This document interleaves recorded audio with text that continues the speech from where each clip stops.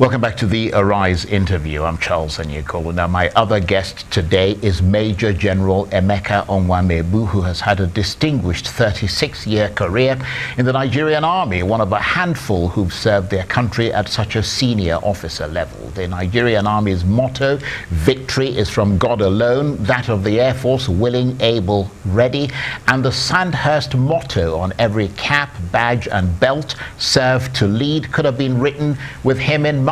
2 years after starting his military training at the Nigerian Defense Academy, he was commissioned as a second lieutenant, immediately becoming a platoon commander, adjutant, and company commander. But that was only the beginning, and he would go on to train as a helicopter pilot in the US and to obtain BA degrees in aviation management and international studies, respectively, and later an MBA from the University of Florida, and later still certificates from the Defense University in China and Harvard University in America. And that's just a tiny part of the training which helped to distinguish him as an irreducible part of Nigeria's elite fighting force. And I'm delighted to say that Major General Emeka Onwuamaegbu joins me now via Cisco WebEx from Houston, Texas. Thank you very much indeed for joining us. We're very happy to have you on the program. And before we talk a bit about yourself and what you've done, I just wanted to look very briefly at what has been happening in Nigeria here with the recent sort of attacks that we're hearing, and to kind of get a sort of military perspective. I mean, I know you're no longer a spokesperson, you know, for the Nigerian army, but what's your perspective on the rising violence across Nigeria and the challenge the security forces are facing in tackling it? Well, thanks for having me, Charles. Such a pleasure to be with you this afternoon. The challenges in Nigeria are quite disturbing. Unfortunately, the situation has gotten really bad. A good number of times when we read and hear about these challenges, we begin to wonder what has become of our military and security forces. A good number of the challenges are internal by nature. Ordinarily, the Nigerian police, which is constitutionally provided to tackle these challenges, are overwhelmed, and the military is usually called in to assist the civil police. It's disturbing. It's something we are hoping that the security agencies will be able to contain, so that we go back to the Nigeria we used to know. A good portion of it, Charles, arises from the inadequacies of the security forces, especially the Nigerian army. Again, like you rightly observed, I'm not in a position to speak for the Nigerian army, but I do know that a lot could be done to improve the fighting capability of the Nigerian army. And if that is done, I'm very confident about the personnel, about the troops in the Nigerian army. Nothing has changed from when the Nigerian army made all those accomplishments, whether be in internal security operations in Nigeria or in peacekeeping operations overseas. It is still the same Nigerians that are part of the Nigerian army. What has changed, Charles, is the inadequacies of equipment. And until we provide those equipment, unfortunately, we may still have to be contending with these issues. I mean, that's an interesting point, because, I mean, my next question was going to be, I mean, why does it seem as if the armed forces are unable or incapable of getting on top of it, and it just seems to go from bad to worse? And your sense is that, in spite of the fact that you've got a former, you know, military head of state, a former general in office, I mean, they're not getting the equipment they need, because, I mean, every time we hear that they're getting everything they need to do their jobs. Well, Charles, that's what it may appear to be, but truth is that if you look at the World Bank report of 2019, which I did see a few days ago, the military percentage of government expenditure in 2019, for instance, in Nigeria, it was 3.6%. If you look at our neighbors, Cameroon had 6%, Chad had 14%, almost 4 times that of Nigeria. Nigeria had 6.2%. Mali, which is also contending some of these challenges, had 10.8%, and Nigeria was a 3.6%. That was for 2019. Yes, I understand the other demanding needs of the country, the health sector, education, and others. But Charles, without adequate security, it will be difficult, or it will be impossible for the other aspects to thrive. So yes, it may appear as if the country is spending a lot, which I'm not in any way disputing, but truth remains that we have to spend more. Security, especially military, is not cheap. It is mind-boggling the kinds of amount developed countries spend in their armed forces. I'm not going to talk about the United States because that would be like comparing apples and oranges. But if you look at what our neighbors spend, like I said, Nigeria still has to up its game if we are to fully tackle these challenges. Again, if you look at the percentage of our spendings per GDP, that of Nigeria is 0.5%. compared to that of Chad, which is 2.2%. So you can just oppose it and see where our problems are. And I'm not sure that the Nigerian military is in any way demanding that the money should be given to them. If the political masters are able to provide the equipment, the resources, Charles, I am telling you that the fine soldiers we have in the Nigerian army will be able to give a good account of the resources spent on them. Well, I mean, one can only hope that, obviously, you've had a lot of experience in the Nigerian army, that your observations are correct. Because, I mean, even at a time when it seemed as though spending was considerably high, there was always this issue of the people of Nigeria feeling that the armed forces were not trained to the best that they can be. And all that brings me to what it would take to produce an effective Nigerian armed forces, based on the experience that you've had 36 years in the army, rising to be a major general. What qualities should we look for in a person who wants to be in your profession? First and foremost, there has to be that sincere desire to serve. The military is unlike many other professions. This is a profession you'll go in and you are prepared to sacrifice your life. There are not too many other professions that demand that of you. So there has to be that commitment. There has to be that willingness that you will be able to commit everything you have, your resources, including your life. You'll be able to lay down your life for the job you are going into. It is not a job that you get into because you had looked at other places and you couldn't get, then you end up in the military. No, it has to be a calling. It has to be that sincere desire that you want to serve.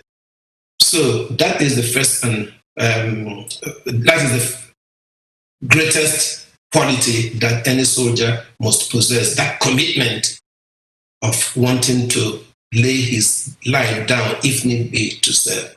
And of course, there are other aspects, other qualities like being disciplined, being ready to obey lawful commands, and being committed, being loyal, and other qualities, but the underlying quality is that sincere desire to be able to lay down one's life in the defense of one's country.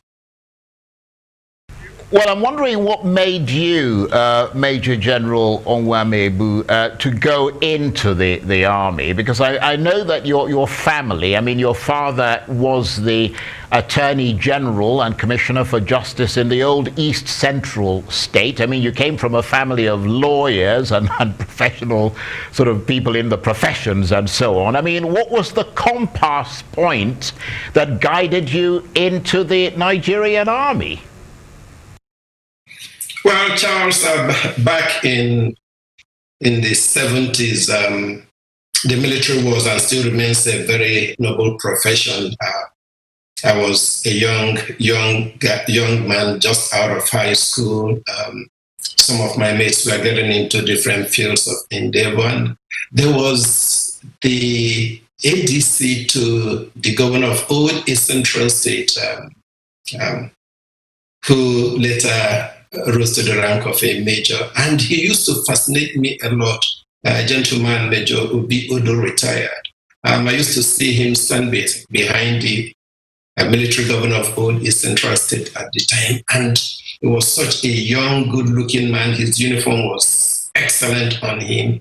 I would say he influenced me a lot. I did apply to NDA then, and I went through the process, and I was fortunate to be one of the 72 to be selected from all over the country. The rest is history. Indeed, and I mean, it's clearly, as you said, not just a job. I mean, it's a way of life. There's a lot of selfless commitment, leading from the front, that sort of thing. And I presume you have to set yourself a lot of goals wherever you're deployed. And we've got about a minute before we have to take a break, so keep it brief. Okay, well, the military is a very structured organization. You always have commanders at different levels. Of course, there's use of initiative, but because there are always commanders, superiors above you, they give you a mission, they'll give you a task, and you use their initiative to accomplish that task, that mission. So that is what training is all about, right from the day of inception of training. One is prepared to take lawful command, lawful goals, and with the training one acquires to be able to achieve those goals. So goals are always set out for every military officer, from the Chief of Army Staff down to the least private. The Chief of Army Staff, of course, gets his directives from the Commander-in-Chief, and he in turn passes it down to the commanders down the line, and it goes down all right to call the section level, who is the corporal. Okay, well, please stay with us because we want to talk with you some more. You're watching the Arise interview. Plenty more still ahead as we continue our chat with Major General Emeka Onwuamaegbu, former commandant of the Nigerian Defense Academy. Stay with us. Welcome back to the Arise interview, where we speak to the newsmakers as well as ordinary people doing extraordinary things around the world and featuring the voices at the heart of the stories. I'm Charles Aniegolu. My guest today, Major General Emeka Onwuamaegbu, served for nearly 4 decades in the Nigerian Army. In that time, he excelled as a pilot, flight instructor, top-notch military officer, commander of an infantry brigade, and commandant of both the Nigerian Defense Academy and the Army Peacekeeping Center, responsible for training Nigerian Army personnel for peacekeeping missions abroad. His success came after many years of hard, methodical work. And coming from a family of lawyers, with his father the Attorney General and Commissioner for Justice in the old East Central state of Nigeria, an army career didn't fit naturally into the family tradition. But after 36 years serving in the armed forces, he says he wouldn't think twice about being a soldier, and that he'd gladly do it all over again. And Major General Emeka Onwuamaegbu is still with me from Houston, Texas. Thank you very much indeed for staying with us. You don't mind my asking you this, and I don't mean to sound morbid, but if, for instance, you're sent to a war zone, what sort of goals do you set for yourself? I mean, does that include the number of enemy soldiers, combatants that you'd like to kill or need to kill to overcome? Well, Charles, like we were discussing before we went on the commercial break, I did mention that every commander, every soldier is given a task, which you can call a responsibility. And it is usually the desire of every soldier, every commander to accomplish that mission.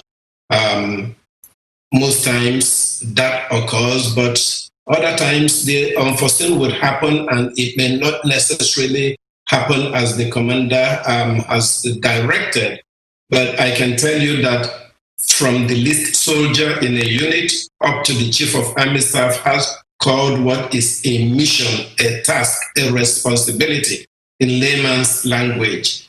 Like I said, the president commander-in-chief will give the chief of army staff a task. In the military, it's called a mission, and it is passed down line of command down to the last soldier. It could be an area, it could be an infantry brigade being told to capture a particular location. Charles, I cannot emphasize enough the need for the troops to have the necessary equipment, the logistics to accomplish whatever mission that has been assigned. And that is the responsibility of the Nigerian state to provide. You cannot eat an omelette without breaking an egg. We just have to understand that security is expensive. Most people may think that in peacetime that there is no need to maintain a military. Unfortunately, we are beginning to see the effect of not adequately providing for the military. If we had sustained what we used to have in the 70s and the 80s, I'm telling you that the security challenges we are facing now probably wouldn't have been as difficult as they appear.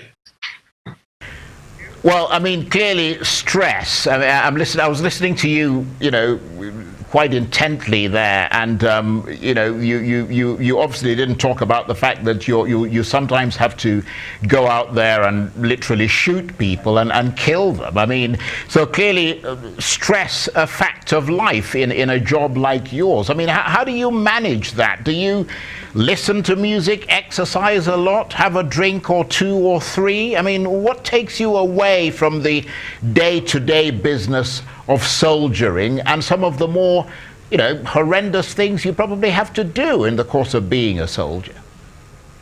Well, Charles, listening to your intro earlier, I quite appreciate all you said. The military is like no other organization, be it during operations or in peacetime. The military caters and provides for everything, theoretically, on paper.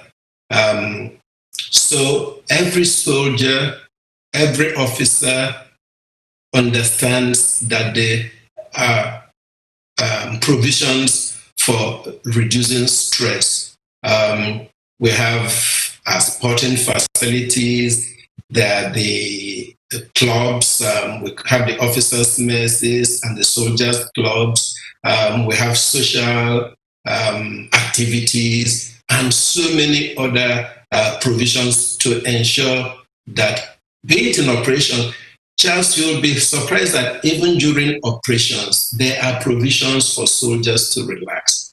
There is what is known as battle fatigue. When a soldier is engaged in military operations for a certain period, he is given what is called leave. And the soldier is required to go away for some time, refresh, and come back to continue the operations. So the military provides for every single thing. There are professionals, there are counselors, there are psychologists, and there are also the chaplains and the imams that cater for the spiritual needs of soldiers. So, like I said, the military provides for everything, and that is why you see, even in the face of limitations, soldiers will keep fighting and even ultimately giving up their lives in the accomplishment of their missions.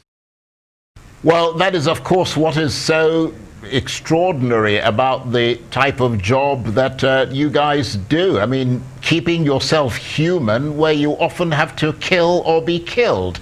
And is there a lot of ethical decision making that you have to face as a soldier and as a leading soldier, as a leader in the army? And if so, how much of an emotional roller coaster is that?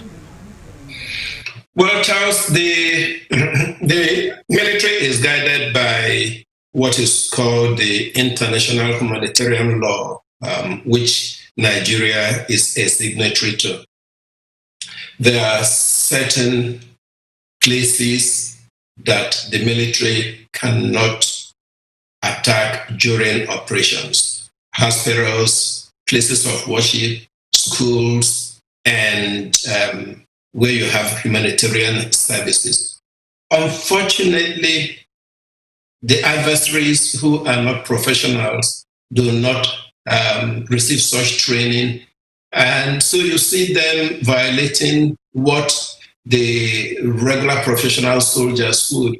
There are even limitations as to the type of weapons that soldiers use on particular targets. For example, we've heard about how the insurgents use what is called the RPG, the rocket-propelled grenade, in firing human beings, in shooting at the Nigerian soldiers. A trained Nigerian soldier would not use such a weapon to neutralize an insurgent because there are limitations. There are those who are watching and observing. And even where there are no external observers, the commanders have a responsibility to ensure that soldiers fight within the confines of the international humanitarian law, which, like I said, Nigeria is a signatory to. And let's talk a little bit, because of course a lot of what you're saying comes from your experience as somebody who's trained a lot of soldiers. I mean, you were the commandant of the prestigious Nigerian Defense Academy. You were also part of training, Nigerian soldiers who were going on peacekeeping missions abroad. I understand you were also in Ghana at their training college there. And a central part of the work that you did, in addition to being an officer and a gentleman, was about leadership. And there are a lot of theories about that. I mean, how did you go about teaching that to your juniors and teaching, officers and so on, what it takes to be a leader? Leadership is what is taught right from when one starts training. It hasn't changed much from when I did my cadet training in the 70s up through to the period I had the privilege of being the commandant of the Nigerian Defense Academy about 32, 33 years after I passed out of that institution. Basically, the principles of leadership, if I remember them correctly, remain being leading by example. It is not enough to tell the subordinates, those that are under you, what to do. You have to show them by your conduct, by your exemplary conduct, what is right. There is the issue of integrity. Once soldiers see sincerity in the way you lead them, chances are that those you command will go into battle blindfolded and be able to accomplish the mission. A very famous US General, Colin Powell, who, as you know, ended up being the chairman, Joint Chiefs of Staff, and later became the Secretary of State of United States under George Bush the first. In his memoirs, talked about how leadership is not by lectures or by examples that the commander gives to the subordinates, but by the example that the officer or the commander exhibits, that is what the soldiers or the subordinates pick up, and that is how they will assess who their commander is. It is not just by giving them lectures, it is not just by preaching it, it is by conduct. It also has to do with integrity. Your subordinates, you have to show them that integrity. The welfare of subordinates too is very, very important. Unfortunately, I'm not going to pretend that the corruption that pervades the Nigerian space has not crept into the Nigerian military. So you get to hear of instances of commanders misappropriating what is due to their subordinates. If, as a commander does not involve in that, those he commands would be happy with him, and like I said earlier, they'll be able to sacrifice. They'll be able to go into battle, into operations, blindfolded, provided that commander is leading them. So, like I said, those qualities of leadership have not changed from the 70s, and I believe they'll continue to apply even today. And so given all that, and beyond obviously the textbook points that you made about leadership, what sort of leader would you say you are and that you were? And how would you describe your leadership style? And we've got about a minute before we have to take another break. Charles, it would be difficult for me to assess what type of leader I was, but with all modesty, I tried to do some of those things I mentioned earlier. I tried to be as sincere as I could. I tried to lead by example. If there was a particular mission that I was assigned, I tried to lead by being in front or showing my men or those under me that it could be done. And I tried to be fair to all of them. But again, I'm not here to talk about how I performed or how I didn't perform. I think it will be left for those who I had the privilege of commanding to say if I succeeded or if I didn't. Well, I didn't mean to put you on the spot there, but I was rather curious to know what your personal take is on a leadership style. But stay with us. We want to chat with you some more. You're watching the Arise interview. Plenty more still ahead as we continue our discussion with Major General Emeka Onwuamaegbu, former commandant of the Nigerian Defense Academy. Stay with us. Welcome back to the Arise interview. I'm Charles Enyekuldu. Now, my guest today, Major General Emeka Onwuamaegbu, began his illustrious military career as a cadet at the Nigerian Defense Academy in 1977, sworn to defend the territorial integrity of his country. By the time he left, 36 years later, he'd become the commandant of the same prestigious academy, as well as the commandant of the Nigerian Army Peacekeeping Center, the commander of the 13 Infantry Brigade, and a squadron pilot, and had done 2 tours as the director of Army Public Relations. By the time he voluntarily disengaged from the Nigerian Army 36 years later, he'd have become a major general, arguably one of the most coveted, if not the most sought after rank in the Nigerian Army. And Major General Emeka Onwuamaegbu is still with me from Houston, Texas. Thank you very much indeed for staying with us. Let's talk a little bit about your family and where you grew up. I mean, I wonder whether that was where you forged the skills that finally took you into the Army. Well, Charles, I'm a bit reluctant to talk about myself as such. I'd rather we just discuss my contributions to the Nigerian Army. But I can tell you that I come from a family that I was very privileged to be raised with very good morals, very good values, and that is in no small way contributed to the modest achievements I made. I'll just leave it at that, but I believe that family orientation is very crucial in whatever endeavors we embark in life, not just the military, whatever. Good family foundation is necessary. Unfortunately, that is lacking in many families today, and that in no small way contributes to many of the issues we have in Nigeria. That's fair enough. And did you consider doing anything else other than being a soldier when you were growing up? Like I said, I didn't really know much about the military until my last year in high school. Yes, I wanted to continue or to pick up in my family tradition of maybe becoming a lawyer, but I was a bit of a restless young boy growing up. I sometimes I begin to wonder if I wasn't fortunate enough to be a soldier, how I would have fared instead of wearing the military uniform, wearing wig and gown.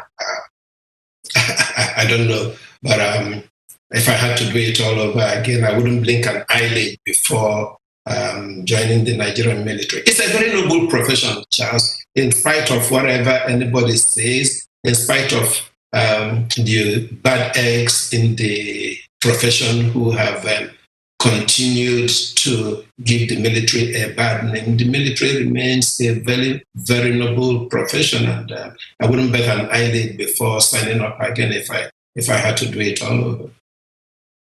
And I mean, I'm wondering how challenging military training was initially for you, because I mean, that's often the place where people get broken, because I mean, you must have been put in some pretty tough situations, and I'm wondering if you started thinking, do I really belong here? I mean... Well, with determination, one can overcome any challenge, I believe, and the military training does not end just in the Defense Academy. It continues up till when one leaves service. You may not believe this, but even as a major general, no matter your rank in the Nigerian army, we are required to do physical exercises which are assessed and which are entered into what we call the annual performance report. Theoretically, if one doesn't pass the annual physical test, one will not be considered for promotion when the time comes up. So the physical training is not just limited to the Nigerian Defense Academy. Throughout one's career, be it a soldier or an officer, goes on different military courses, and physical training is usually a component of such courses. Again, be it in Nigeria or in Ghana, where I had the privilege of serving, or in the United States, where, again, I had the privilege of attending a course, or even in the United Kingdom. It's the same thing in China, it's the same thing. Physical training is an important part of soldiering. And briefly, Major General, what would you say are the pros and cons to being a soldier in Nigeria? Well, the pros, I would say, is clearly defined in the Constitution. I believe it's section 217. Every soldier knows that he or she is signing up primarily for the defense of the territorial integrity of Nigeria, to make sure that Nigeria is safe and secure against external aggression. The other constitutional provisions would include coming to aid of civil authority when the need arises, and any other responsibility that the President Commander-in-Chief would assign as approved by the National Assembly. The military, I keep saying, is a very structured organization where almost everything one does, right from the date of enlistment till exit, is stated. You know exactly what you are supposed to do, and you are guided by the training to accomplish those missions. What are the cons? I would say the restriction that that is inherent in the profession is not a walk in the park. You cannot get up and say you want to go. It used to be beyond 40 miles of where you are located, meaning that if you were in Abuja and you wanted to go to Kaduna over the weekend to see a friend or a family, you couldn't do it without getting authorization. Talk more traveling beyond that. So there are so many of those restrictions. We couldn't dress in a particular way. Officers are expected to be gentlemen. So by conduct, your colleagues who would have gone through civil institutions would do certain things. And as a soldier, as an officer, you'll get a bit irritated as to how they behave in a particular way. This is because of the training, because of the discipline, and because of the guidance one imbibes right from inception of training. Right. Well, I have to say, just listening to you there, it's absolutely fascinating that somebody would, knowing all these strictures, voluntarily go into the organization themselves. But currently, the Nigerian army is dominated by people from the northern part of the country, and a considerably smaller percentage of people come from the southeast where you are from. I mean, how do you think an ethnic rebalance would shape the Nigerian army of the future? What difference would it make if it was more ethnically diverse as an organization? Charles, I smile when you talk about that because that is absolutely not true. I had, as you mentioned, the privilege of commanding the Nigerian Defense Academy.